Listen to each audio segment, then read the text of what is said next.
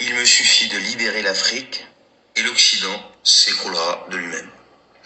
C'était les mots de Vladimir Poutine récemment là. Qu'est-ce qui est en train de se passer? Eh bien, c'est exactement ce qui est en train de se passer. Faut pas prendre à la légère le fait que la France se fasse dégager d'Afrique. Le fait de se faire dégager du continent africain, ici, bon, les gens ont l'impression que bon, ça va pas les toucher. Bon, finalement, l'uranium, machin, bon, ok, ils vont trouver un remplaçant, machin. Mais c'est pas que ça. Pour faire court et très simple, alors d'après ce qui se dit, d'accord, le fait de se faire dégager d'Afrique, c'est une perte de 300 à 500 milliards de dollars ou d'euros, comme vous voulez, par an.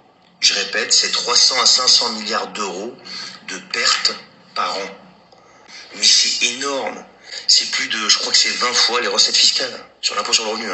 Imaginez-vous que nous sommes déjà dans un pays où rien que le système social, donc, retraite, sécurité sociale, etc., coûte plus de 700 milliards, je crois que c'est même entre 7 et 800 milliards d'euros par an. On est à plus de 30-35% de notre produit intérieur brut.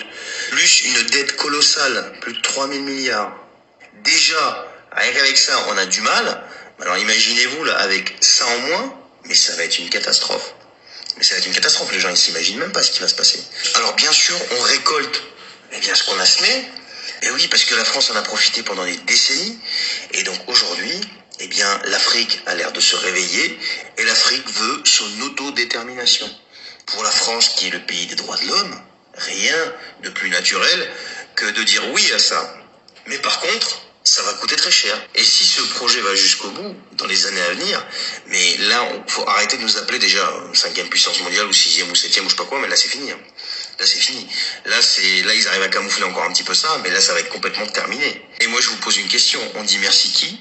Et tout ça, ça va se ressentir encore plus sur le pouvoir d'achat, sur notre vie de tous les jours, sur le niveau de vie des Français, qui va s'effondrer.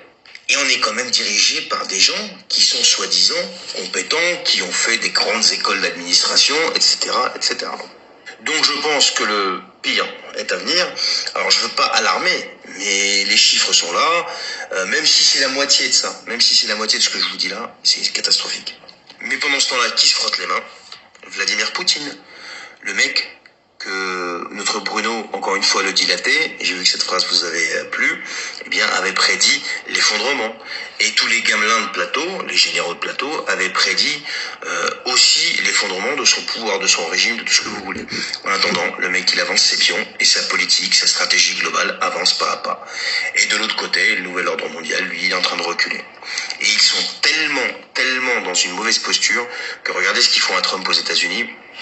Ils lui sortent des affaires par-ci par-là à chaque fois. Dès qu'il y a une affaire qui tombe, il y a l'autre qui... Enfin bref, ils n'arrêtent pas d'essayer de lui sortir des affaires parce qu'ils savent très bien que lui, il est contre tout ça et que si jamais il arrive au pouvoir, ça va pas être le premier mandat Trump.